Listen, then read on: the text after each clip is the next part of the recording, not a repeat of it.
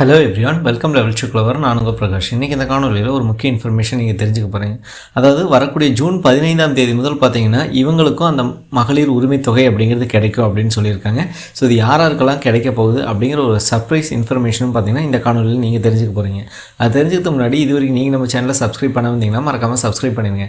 Subscribe பண்ணால் மட்டும் தான் நான் போடுற ஒவ்வொரு பயனுள்ள வீடியோ உங்களுக்கு நோட்டிஃபிகேஷன் வரும். ஸோ வாங்க இன்றைக்கி வீடியோக்குள்ளே போகலாம்.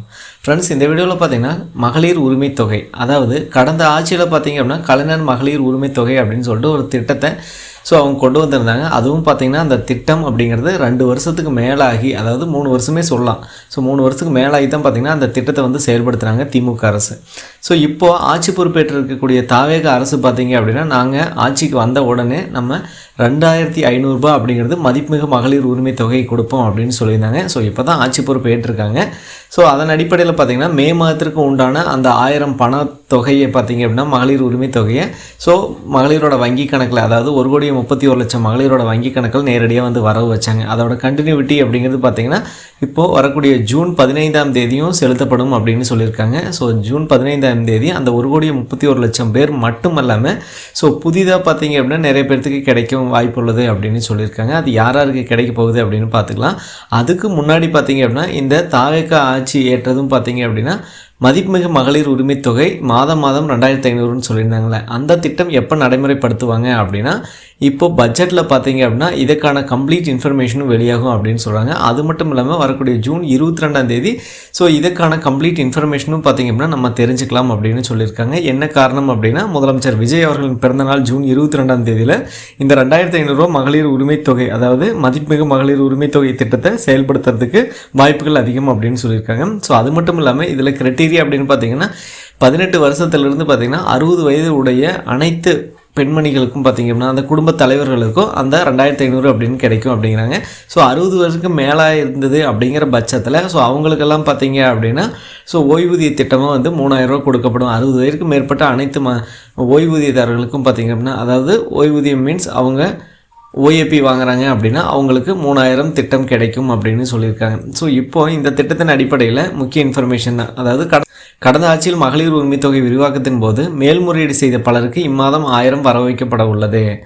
அதாவது கடந்த ஆட்சியில் திமுக ஆட்சியில் பார்த்திங்க அப்படின்னா கடந்த ஜனவரி, பிப்ரவரி, மார்ச், ஏப்ரல் இந்த மாதிரி பார்த்திங்க அப்படின்னா இந்த 4 மாதங்களில் அப்ளை பண்ணியிருப்பாங்க.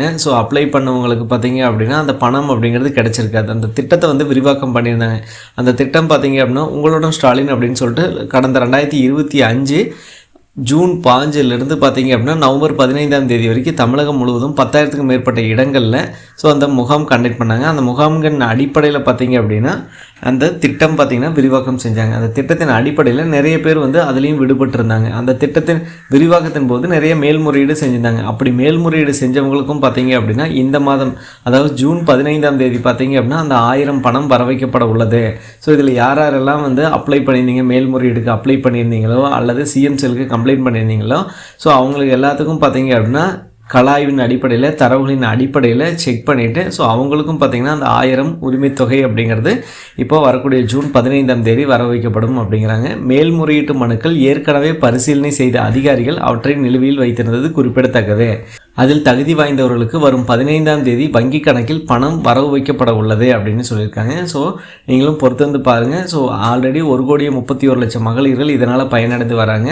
மேல்முறையீடு செஞ்சவங்க எல்லாத்துக்குமே பார்த்திங்க அப்படின்னா மேல்முறையீடு செஞ்சு அவங்களுக்கு தகுதிகளின் அடிப்படையில் இருந்தது அப்படிங்கிற பட்சத்தில், அதாவது இதுக்கு முன்னாடி இருந்த ஆட்சியில் என்னென்னலாம் வரம்புகள் செக் பண்ணாங்களோ அந்த வரம்புகள் செக் பண்ணி அவங்களுக்கும் பார்த்திங்கன்னா இந்த வரக்கூடிய 15ஆம் தேதி 1000 உதவித்தொகை கிடைக்கும், உரிமை தொகை அப்படின்னு சொல்கிறாங்க. அது மட்டும் இல்லாமல் அடுத்த 2 மாதங்களில் பார்த்திங்க அப்படின்னா மதிப்புமிகு மகளிர் உரிமை தொகை திட்டம் அப்படிங்கிறது கண்டிப்பாக செயல்படுத்திடுவாங்க.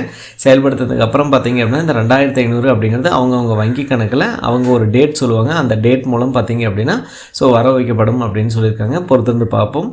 வரக்கூடிய அப்டேட்டான நியூஸ் எல்லாமே நம்ம சேனலில் நம்ம வீடியோ போடுவோம். மறக்காமல் நம்ம சேனலை சப்ஸ்கிரைப் பண்ணி வச்சுருங்க. மற்ற காணொலி சந்திக்கும் வரை உங்களிடம் விடைபெறுவது உங்கள் பிரகாஷ். கடினமாக இருங்க மக்களே.